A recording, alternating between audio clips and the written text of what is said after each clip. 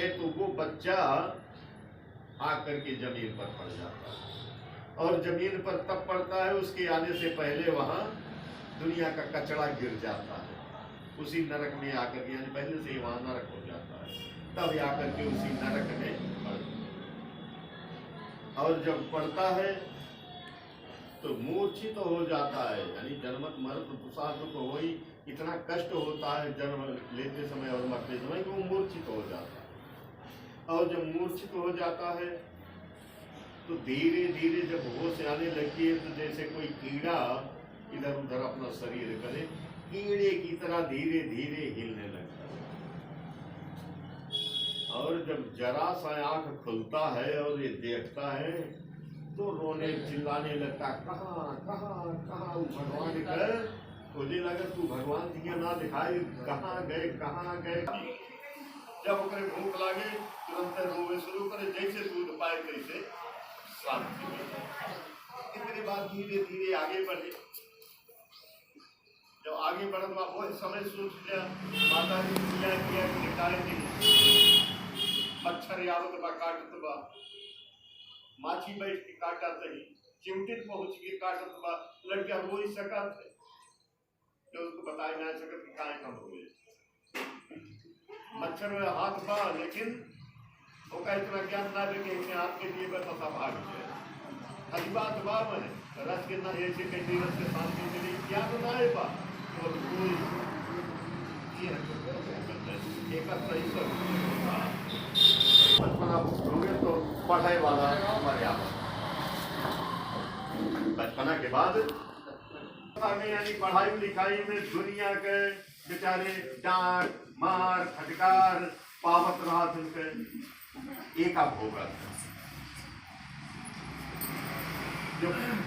एक भोग ले तब तीसरा नंबर आए जवानी। तो कहा जब जवानी आवत है तो शरीर के ऊपर राक्षसी शक्ति जो है अपन प्रभाव कर लेते देवतन की शक्ति जवानी में न रहा,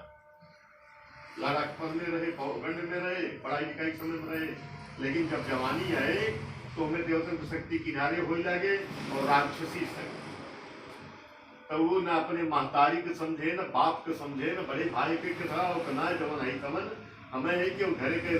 सही बात कहे तो समय होगा डांट लिया, ध्यान से सुन पाओ लेकिन काव का हाथ बा, लेकिन आवाज रच के आए कि तुरंत छुपना रहता काम ना है डांटे। दूसरी बात मनमानी करे लागे, जवने वो करे मन में सही लागे वह काम भले वो गड़बड़ कहे के बाद भले वो पछताए कि नहीं गड़बड़ रहा है, भले हम लोग कर रहे हैं, लेकिन कई बाद में पछताए। शुरू में वो करना है अंधा, जैसे पगली हाथी, जवानी का है पगली हाथी जौन यो सुर भर दे बस भर दे बाद में पता लगा। तो कहे ई है जवानी, अनेक प्रकार के दुर्व्यसन गड़बड़ कर्म सब जवानी में लोग कर। एकरे बाद जब जवानी में सुख दुख कुल भोगन तब आई गवा बुढ़ापा। चौथा पद कहे का हुआ कहीं बुढ़ापा आएगी, कहीं बुढ़ापा का है, कहीं बुढ़ावा भैया हुआ जैसे भिखमन के भीख मांगा वह अवस्था है ये भैया ये व्यक्ति और कर्म कुछ न रह जाए, यह मुंह तब टाए टाए कर एक बुढ़ापा कितना भोग भोगे, लेकिन मुंह से बोले